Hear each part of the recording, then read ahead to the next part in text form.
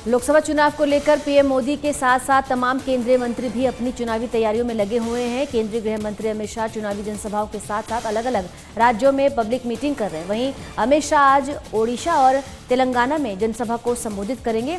Shah BJP के प्रत्याशियों के समर्थन में लोगों से वोट की अपील करेंगे। इसके साथ ही केंद्र सरकार की नीतियों के बारे में लोगों को अवगत कराएंगे।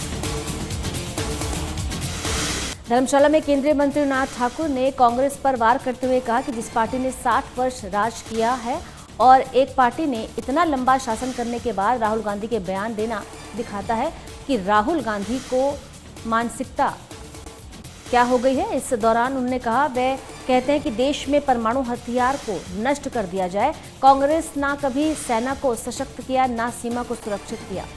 कांग्रेस के लिए देश की सुरक्षा महत्व नहीं रखती। ये कांग्रेस का घोषणा पत्र कम भारत विरोधी सोच वालों का ज्यादा लगता है जब परमाणु हथियारों को खत्म करने की बात करते हैं। उत्तर प्रदेश के मुख्यमंत्री योगी आदित्यनाथ ने इंडियन ओवरसीज कांग्रेस के अध्यक्ष सेन पित्रोदा की टिप्पणी पर कहा, आम जनता के प्रति कांग्रेस की मानसिकता क्या है, ये यूपीए सरकार के दौरान और कल फिर उजागर हुआ है। कांग्रेस के घोषणा पत्र में भी यही इन सब का इशारा था। उन्होंने कहा, सैम पित्रोदा ने जो कल कहा उसकी वकालत यूपीए सरकार में मंत्री कर रहे हैं, पी चिदम्बरम कर चुके थे। उनकी नियत आम जनता की संपत्ति पर है, इसलिए वे विरासत टैक्स की बात कर रहे हैं और इसे वे उन लोगों को बांटने की जो घुसपैठियां करते हैं। उन्होंने आगे कहा कि इस तरह से आम जनता पर टैक्स लाद कर उन्हें तबाह करके और उन लोगों को देंगे जिनका भारत से कोई संबंध नहीं है। हिमाचल प्रदेश के मुख्यमंत्री सुखविंदर सिंह सुक्खू आज दिल्ली के दौरे पर रहेंगे। कयास लगाए जा रहे हैं कि सीएम सुक्खू दिल्ली में पार्टी के केंद्रीय नेताओं से राज्य की 2 लोकसभा और विधानसभा की 6 सीटों पर प्रत्याशियों के नामों की चर्चा कर सकते हैं। बता दें कि हिमाचल प्रदेश में लोकसभा सीटों पर उम्मीदवारों के ऐलान के लिए पहले भी कई दौर की बैठक की गई है।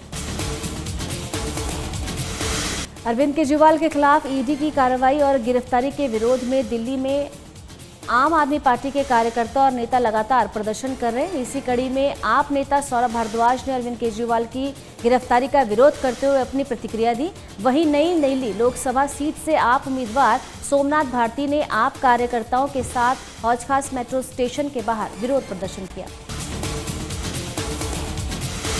एनएसए अजीत डोभाल रूस के दौरे पर हैं। अजीत डोभाल ने रूस के एनएसए निकोलाई पेत्रुशेव से मुलाकात की। इस महीने हुई दोनों के बीच ये दूसरी मुलाकात रही। इस दौरान डोभाल और पेत्रुशेव ने भारत रूस द्विपक्षीय सहयोग में हुई प्रगति की समीक्षा की और आपसी हित के महत्वपूर्ण मुद्दों पर भी चर्चा की गई। डोभाल ने रूस के अलावा म्यांमार समेत कई देशों के एनएसए के साथ मुलाकात की। बंदीपोरा में बुधवार को सुरक्षा बलों और उग्रवादियों के बीच मुठभेड़ के बाद छुपे हुए आतंकवादियों की तलाश जारी है। इसके लिए सेना हेलीकॉप्टर्स की मदद से जंगल में सर्च ऑपरेशन चला रही है। बता दें कि बुधवार को हुए एनकाउंटर में 2 सैनिक घायल हो गए थे। उसकी जानकारी सेना और पुलिस के अधिकारियों ने दी थी। पटना जंक्शन के पास होटल में भीषण आग लग गई। आग लगने से अफरा तफरी मच गई। घटना की जानकारी मिलने के बाद पुलिस और दमकल की कई गाड़ियां मौके पर पहुंची हैं। फिलहाल आग पर काबू पाने की कोशिश जारी है। शॉर्ट सर्किट से आग लगने की संभावना बताई जा रही है। घटना में 2 लोगों की मौत हुई है जबकि 6 से अधिक लोग होटल के अंदर फंसे हैं। उन्हें बाहर निकालने की कवायद जारी है।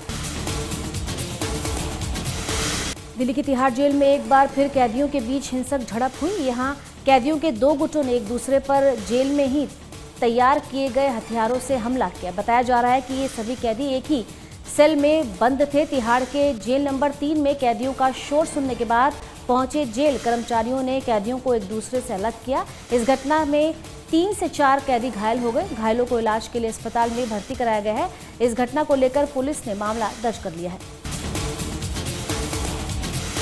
पीलीभीत पुलिस ने अवैध नशा तस्करों का कारोबार करने वाले 6 आरोपियों को गिरफ्तार किया है। नशा तस्करों के पास से 1 किलो से अधिक नशीले पदार्थ समेत 30,000 रुपए की नकदी बरामद हुई है। पुलिस ने आरोपियों के खिलाफ मामला दर्ज कर कार्रवाई शुरू कर दी है। मामले में पूछताछ के दौरान और भी कई खुलासे हो सकते हैं।